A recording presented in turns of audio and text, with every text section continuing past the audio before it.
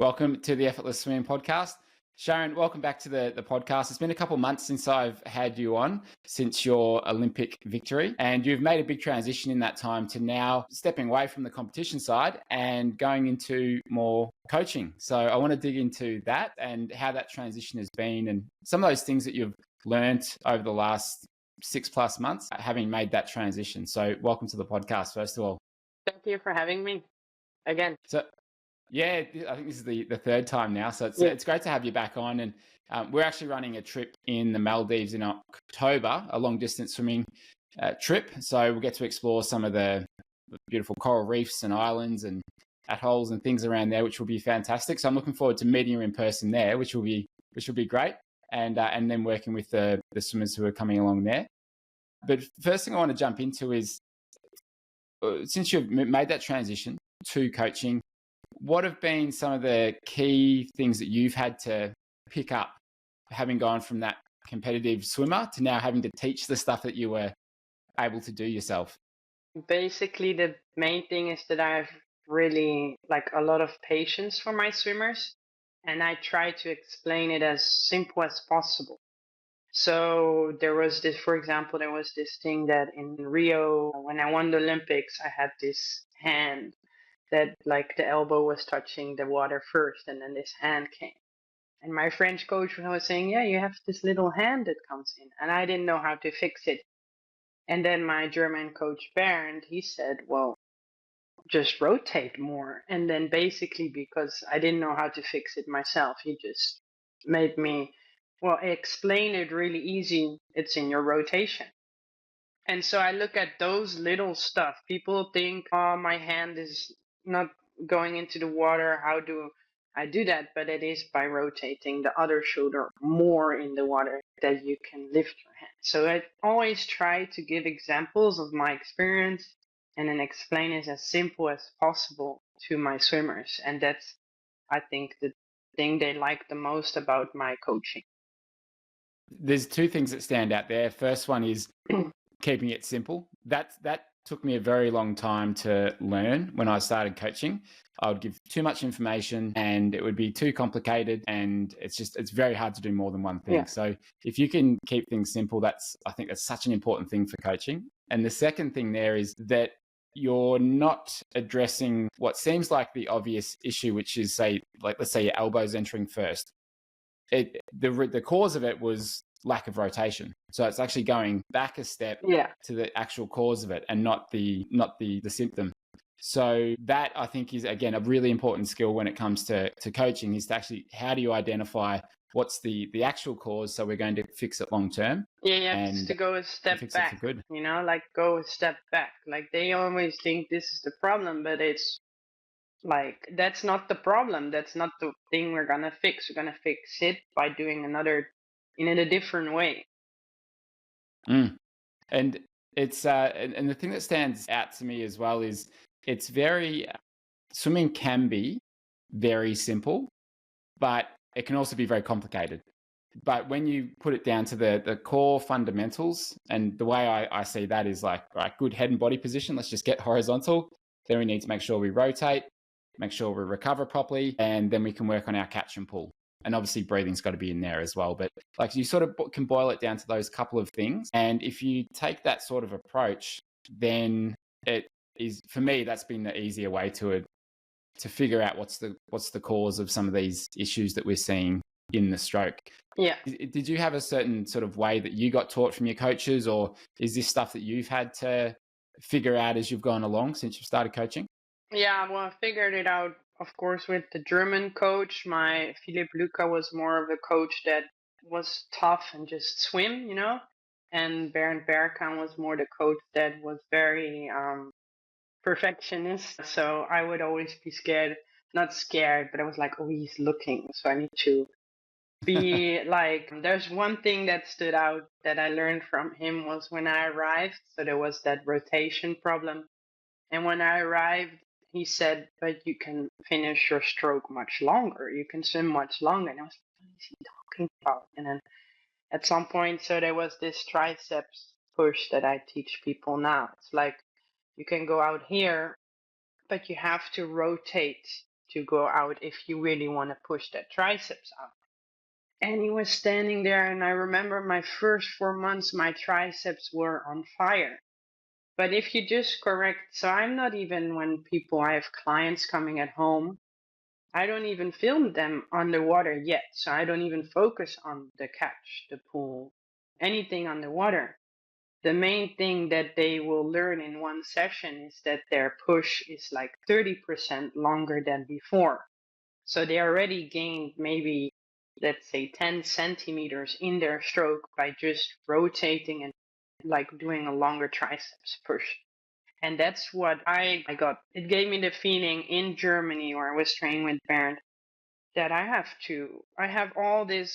these long arms. Why am I not using those last 10 centimeters of my push? Why won't I do that? But then I also discovered you have to rotate to do that. If I don't rotate, I have this click in my arm. So I always rotate enough, push in the back, and then you can come back. And so those are the things that people are really happy with when I teach them, is they see the difference in one session. And then they have to focus on, I give them technique exercise where to focus on in their sessions, and they are trying to do that. And if they come back a next session, then we will see what we can do underwater or what we can do with the hands. If the hands is like this, it's easy to fix because you want to have the hand like straight. So those are all my things that I learned as a swimmer, and I experienced myself that my triceps were burning, so that's a good sign. But that's the basics. I really like to teach those parts, rotation and longer strokes. Yeah, one thing. So I had a clinic a week and a half ago, it was, and one of the ladies said to me, I'm so, my arms, my shoulders just get so tired. My legs get pretty tired as well. And like, so I just like, I don't know, I'm working too hard. And so we filmed her, did the analysis, and like first thing, she's just swimming so flat. And just the amount of effort you've got to put in to get any sort of distance in the stroke. Well, you can't get much distance firstly, but just the amount of effort you've got to put into the arms to pull yourself through the water instead of getting into a more streamlined position and getting 10, probably 20 centimeters for her. It's no surprise that swimmer is feeling the way that they're feeling when you see what they're doing. And I actually got a message from her this morning, actually, and she said, look, I knew something was wrong in the stroke, but I just couldn't put my finger on it. And then when I looked at the footage, I thought, okay, there's a lot of stuff wrong here, but thanks for breaking it down and making it simple. And one of the things you mentioned was that change initially with the triceps, right? So you didn't have the specific strength there to hold it initially, but you built it up over time. That's the thing with these stroke changes, is sometimes it can actually feel more difficult and possibly even slower initially, but ultimately it's going to be faster and it's going to feel much better once that becomes the new habit and you've got that swim specific strength. Yeah. So I remember in the sand when I won the Olympics, I could switch to sort of what I call Philippe stroke, a little bit like the French coach stroke, where I go a little bit shorter in the back, more frequent. And then with the current, I would do my long and easy stroke. So when those people leave my session, they swim the same pace, but much easier, which can make them improve the faster pace at some point. I mean, if frequency would have won, I think the Dochi, who was third at the Olympics, she would have won the race. But frequency doesn't win. It's a proper, like a longer, I mean, I have much more power, of course, because I give those longer strokes, but I also save energy for at the end when I want to put my frequency in, I go much faster. And you have people, for example, triathletes, they only have one frequency. So I put my pull really, really slow, and they say, now you have to go with very like a slow motion swim for you, very long strokes. And they can't, so they do like their normal pace, they stop swimming, and they do their normal pace again. I say, slow strokes. And so sometimes it takes a step back. So I tell them, imagine walking and doing your groceries every day. That's your level 2 walk, right? So level 2 to level 3 walk. But no, now we're going to do groceries with very big step. and very slow. They're going to get tired. They're going to create muscle. So I want to go that step back by doing sort of a DPS stroke, and then they can build it up to that level 5 or zone 5 eventually with a nicer stroke. Yeah, it's a good way to approach it, and especially you've got a pool where you can change the speeds. What's the brand of pool that you've got in your backyard? It's called Swim Intelligent Pool. So it's Right. they are based in the Netherlands for now, I think, maybe in Germany as well. But yeah, it's I have the Olympic version, so it can go to 55 seconds. But if you do that, you could surf in my pool, and almost water Not many people comes need out. that speed. But basically, when I swim myself, I put it around 122 to one. Like I don't go any faster, and then you can even put some fins and pedals in to make it. Sometimes it's quite boring because I'm looking at the ground all the time. But I put on some music on the side if I have my breaks and drink something. But it is really nice because you don't have to go anywhere. You don't have to take your car, do the changing in a changing room, talk to people. Like you just do your quick thing and then you can work. It's like being able to go out for a run from your front door. Yeah. You can do the same thing swimming from your back door. So yeah, that's a good way to do it. Have you ever tried with headphones before? Because I've got a friend who uses them. She's training for the Capri to Napoli swims, 36 Ks. And she's doing most of her training with them, and she loves them. I just tried them on, and they're really good in terms of the quality. But No, like they just go over your ears. I contacted a brand if they could send me one, and then but they didn't answer properly. So I was like, okay, I'll buy one soon. But first, I'm trying with the radio on the side and just using music in my breaks. Yeah. It's almost a hurdle I don't want to, or it's a step I don't want to take because then I feel like I might become reliant on it. you know? So, but no, I don't know if that's just like. Yeah, but there's another thing that I make my swimmers do is what they don't realize is that the warming up is really important, and that's because I had a shoulder injury since December 2015.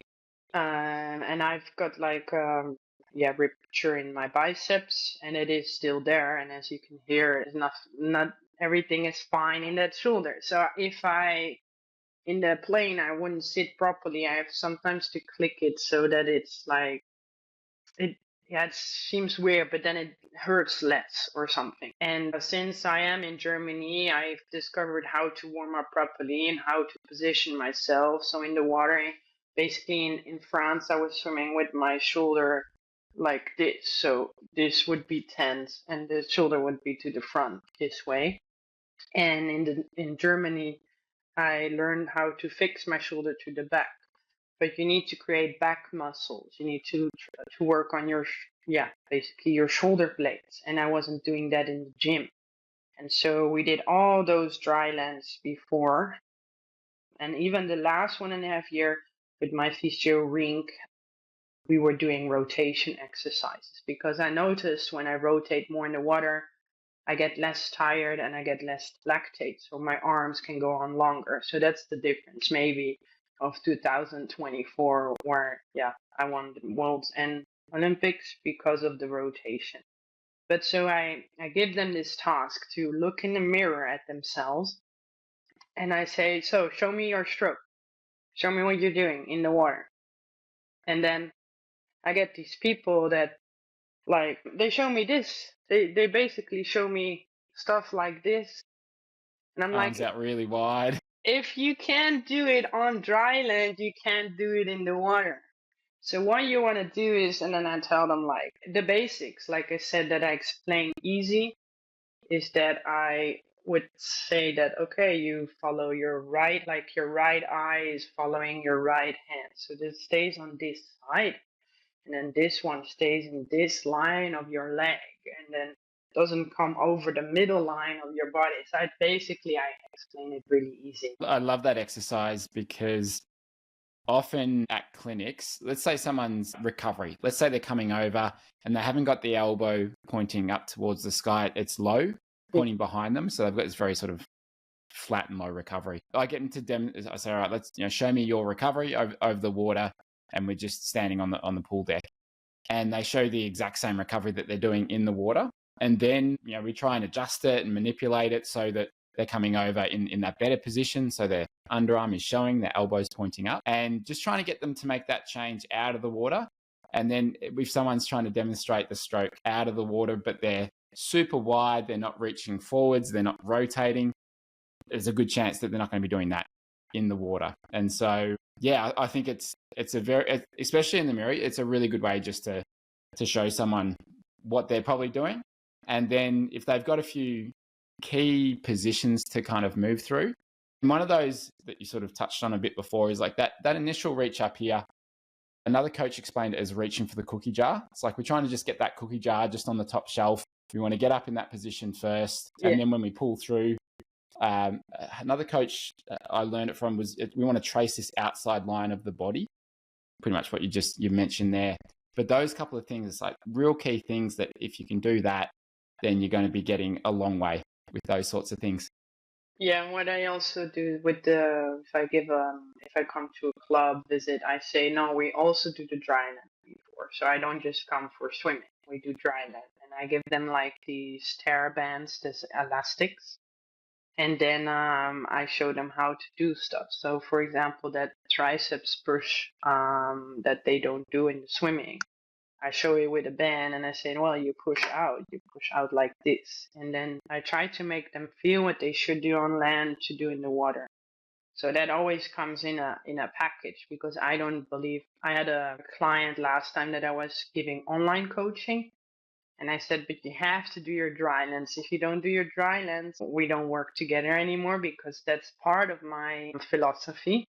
My philosophy is that you need to do your Dryland before or any time that you have off and you want to do a little quick resistance workout. That's when you do that. And you have to do it. And so we stopped working together basically because he couldn't make the time for it. And I said, no, then your technique doesn't improve. It's part of the technique process. Yeah, those, and it doesn't need to be a whole lot either when you're doing the TheraBand stuff. Like it doesn't need to be hours and hours. It's just a little bit before you get into the water. At Effortless Swimming, our mission is simple: make swimming more enjoyable. Whether you're training for your next race, swimming for fitness, or just love being in the water, we're here to help you swim faster, smoother, and with more confidence. And one thing that can make or break a swim is your goggles. If you've ever struggled with foggy lenses mid-session, you know how frustrating it can be. That's why we created the Effortless Swimming Hydroclear Anti-Fog Goggles for long-lasting, crystal clear vision. I've been using them myself, and the difference is night and day. And I'm not the only one. Deborah swam 36 kilometers down the Derwent River, and the entire time her vision stayed crystal clear. No fog, no frustration, just an uninterrupted swim. So what makes the Hydroclear goggles different? It's all in the technology. Unlike ordinary anti-fog coatings that wear off over time, Hydroclear super hydrophilic technology is built into the lens material itself. Here's how it works. Instead of fog forming as tiny droplets, water spreads evenly across the lens, creating a thin film that prevents fog from even starting. And the result? Consistently clear vision, swim after swim. And the durability? Our lenses are CNAS certified. Tests show that even after 2,000 rubs with a wet cloth under a 200 gram load, the lens stays fog free. No gimmicks, just serious performance that lasts. Using them is simple. Just wet the lenses before putting them on and you're set for a fog-free swim. Ready to see the difference yourself? Get 15% off your first pair of Hydroclear anti-fog goggles with the code PODCAST at shop.effortlessswimming.com. That's 15% off your first pair of goggles with the code PODCAST at shop.effortlessswimming.com. We also have a 30-day money-back guarantee, so if you're not happy with the goggles for any reason, you can simply return them for a refund. Don't let foggy goggles ruin another swim. Try Hydroclear today and experience clear vision from start to finish. And in terms of the clients that you've been working with, are there any particular types of sets that you've been giving them that they weren't necessarily doing, but they should be doing, and you've seen good results with it? I do the speed changes. So basically, they couldn't do like zone. If I give let's say I give a 5 times 300, I ask for zone 1, zone 2, zone 3, zone 4, zone 5, and it's always the part they're gonna do zone 4, zone 3 already too fast. Well, zone 1 is already too fast, but their max is gonna be like their zone 3 to 4. But the last one should be the fastest one and not the middle one.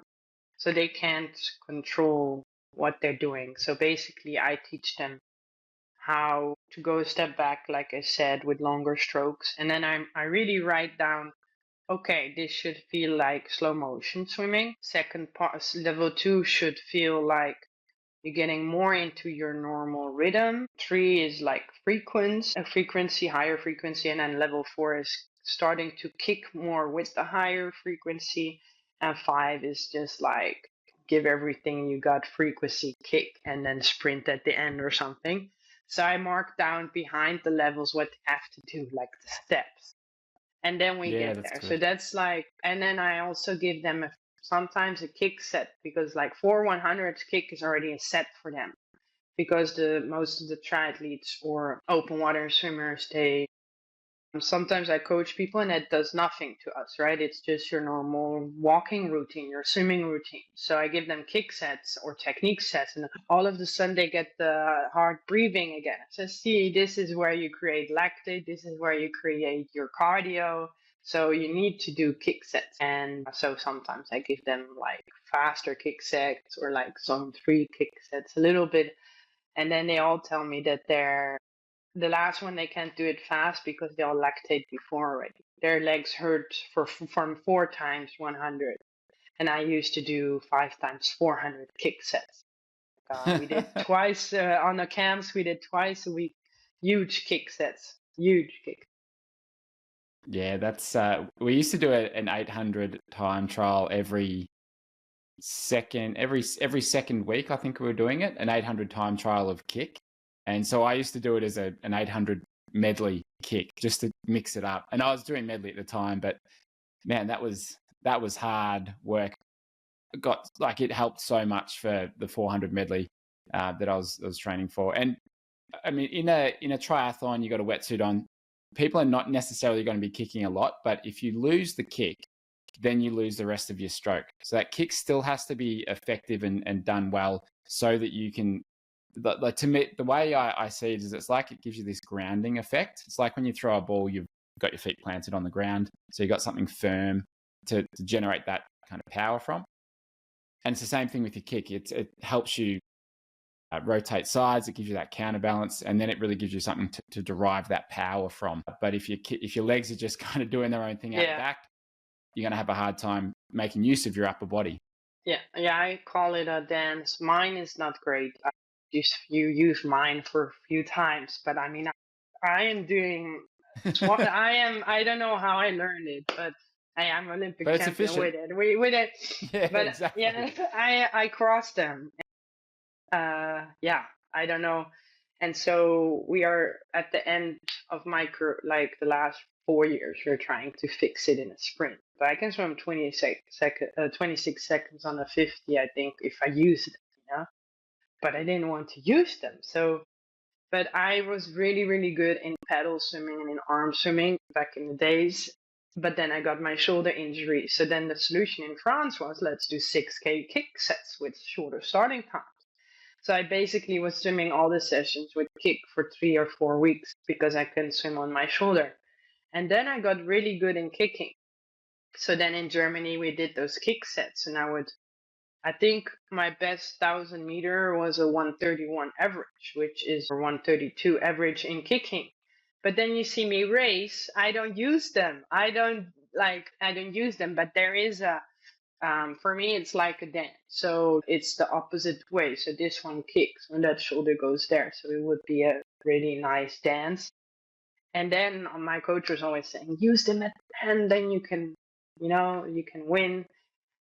And I was always like lactating too much to use them.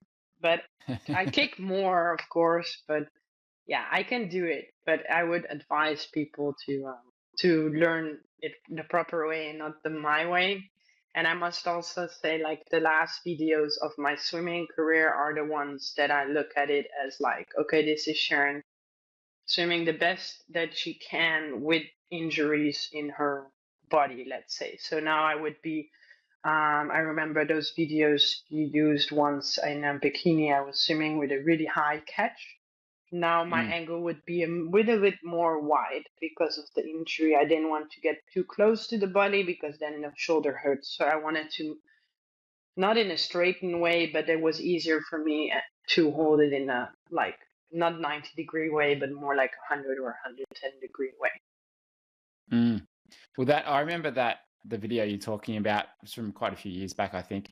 That your catch, I think it was on your right arm, was Yeah, it's like that one. it was I'd never seen anything like it. It was so like the angle was unbelievable. But So that's a yeah. problem. It's a problem. So I would say now I prefer when people, I don't like the close to the body angle at all.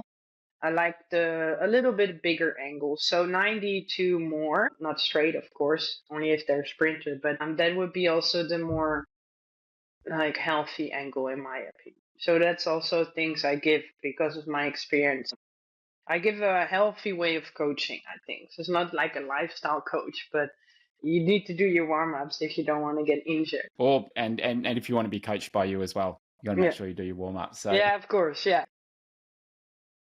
in terms of the catch, like I've had a couple of swimmers that have either come to clinics or sent videos through, and they've been over doing the catch. Like they're thinking that more is better, and if I can get it to 90 degrees or whatever, then I'm going to be swimming better. But for most people, they don't have the range of motion through their shoulders or the mobility or the strength really. So it's that compromise between a better angle, which is more vertical, but they have a lack of strength there compared to something that might not be as good, but they can apply a lot more power. They can use their bigger, stronger back and shoulder muscles through there. And so for 99% of people, similar to what you mentioned, is that's where they need to be, is somewhere that's sustainable.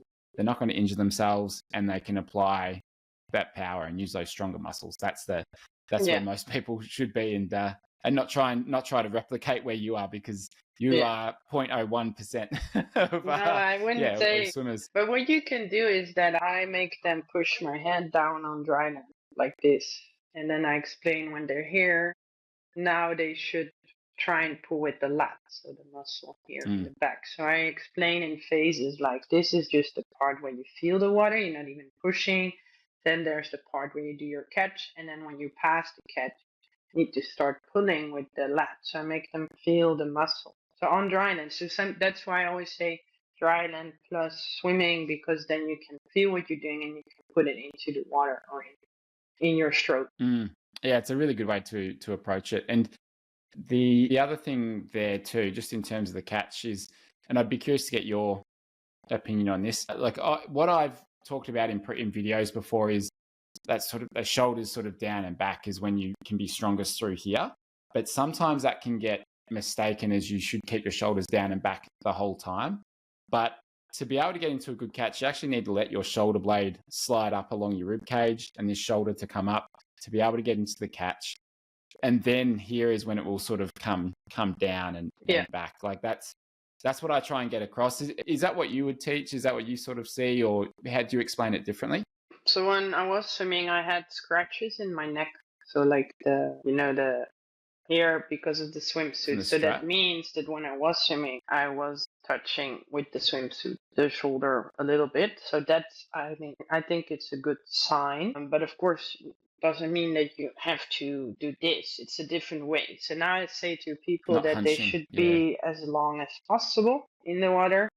And the shoulders, the Dryland exercises, you start by, so if you give them a external rotation, it starts by step 1, shoulders back. That's the position they start in, and then they do the shoulder the external rotation. And so when they swim, they should do their shoulders back as well. And then when they go to the front, it's because of the rotating, and then the shoulder is allowed to touch the head at some point. If they have a swimsuit, they would scratch right now. And then they rotate back. But what I wouldn't recommend is what I did with that catch, that this. I wouldn't recommend Rolling this. your shoulder So forwards. this, that Yeah. this go to the front. And so that's why I give a lot of backstroke to my swimmers as well. I did a lot of backstroke because it gives you this swing rotation automatically in backstroke, and it opens up these muscles which where my injury is, so that you get this stretched out basically before you swim freestyle. So I did a lot of back free sets, just mixing, because then I got the stretch and then I could swim longer freestyle. So that would be my opinion on those shoulders and how to get long to the front, is also that push in the back. So you don't only go searching to the front here. No, it's that backhand also normally is helping you. But I also noticed all the Dutch people I coach, they breathe 1 and 2. So I grew up in France where they teach me 1 and 3. So I have this opposition way of swimming. And of course, you have a lot of people doing the catch-up way of swimming that's more like this. So then you have to think, like you have to kick more to get there to the front, probably when they do the catch-up stroke. Yeah, it's it with the finish of the stroke.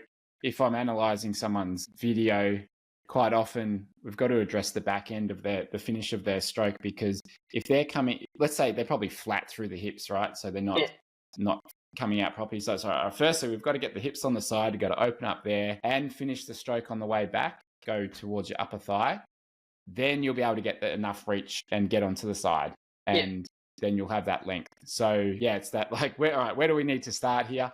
Quite often it is chicken or the egg. It's like where we need to figure out what comes first, because sometimes it's the opposite for a different person. But for me, that's quite enjoyable, trying to figure out what's the actual cause of it, and just trying to go through their video in different angles and figure out where's this bottleneck coming from in their stroke.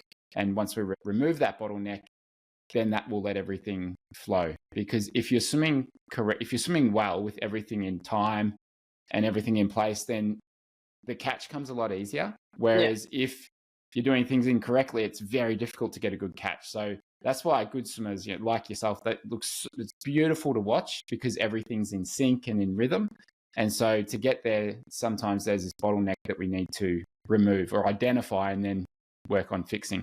Yeah, it's like when they do open water swimming and they sight, or when they do general swimming and they have a hip problem, so the hips sink. Then I always look at the head first, because their head is basically like this, and then your hips sink automatically. Although when you make a double chin when you're swimming, it already lifts the hip, for example. So I always look to step back, and then, like I said before, so I don't even look at the hip problem. I'll just look at the face first, or the head first. Yeah, so it's all, I really like it. And also there's one thing that I think a lot of coaches say, that they're not allowed to rotate the hips or move the hips, which is correct, because they're not allowed to do like a snake in the water, like, but they're allowed to do like, first, the step 1 is hip, and I call it like hip, ribs, shoulder, hip, rib, shoulder. And that should be at some point when you're a professional swimmer, it's just like, it's a one thing. But for amateurs or people who want to get better, it's just you explain it: hip, rib, shoulder, hip, rib, shoulder. So they open up the hip first. And it's something that I teach myself only the last 2 years with my physio. I had to do it on a ball, like a Swiss ball. And then I had to open up with my hip, and I couldn't. And he said, but that's where you start opening up in the water: hip, rib, and then shoulder. So there's a lot of stuff I learned also the last 2 years that I'm already giving to people now. So I wish I knew so much when I started swimming, or when I was 20, or when I was going to the Olympics. But now I'm happy to share it with everybody. Just going back to that exercise so you're lying down on a Swiss ball. Can you explain that exercise a bit So more? basically, you're in this sort of plank position, like you have your hands on the ground basically, and this ball is under my hips. And then I need to move that ball with my hip and then go to the side. So it's basically I'm having this, I am on my hands, ball under me. My feet are touching the ground, so I'm basically like this. I'm not in a real plank position. I'm like this, and then I need to open up. And I wasn't allowed to open up my hand first, so I had to open up my hip, and then my ribs, and then my shoulder. And in Doha, we tried it for the first time just 2 days before the race. I couldn't do it. So the last 6-7 months towards Paris, we just started working on that, basically. I remember seeing you post videos with, I think, that exercise or something similar. So that makes a lot of sense now. And so the main thing there was to get the sequencing of those joints or bones. Yeah, working in the right order. Is that right? Yeah, so I wasn't rotating enough, and it made me relax it more. So get more mobility in my hips or more mobility in here. I started every morning by sitting on the ball and checking if my rotation is enough. So if I go over the midline in the back, that's enough. If I didn't have enough rotation, I did all the exercise on my program. But I think soon I will share it more on my Instagram and make more the mobility, like show a reel with mobility exercises for rotation. I think that can be a good thing to share. I shared it in this like bubble of Doha where we started on my Instagram, but I think I should make a reel of it. It could be fun. I think that'd be good. I'd like to see it. Yeah. Well, Sharon, thanks so much for being on the podcast again. And as I said, in October, looking forward to meeting in person. And for those that are listening, if you want to jump in for the long distance camp, there's a minimum of 145 per 100 for 3Ks in terms of the pacing. And in terms of how much swimming, there's between 4 to 10K available for swimming each day. So if you got any questions, just send us a message through the website. And I think there's 5 or 6 spots left there at the moment. Yeah, looking forward to that. And it's going to be good fun, beautiful place to swim. And also it's going to be some good coaching and a good group of people. So thank you very much for being on the podcast, and looking forward to October. Yeah, me too. Thank you.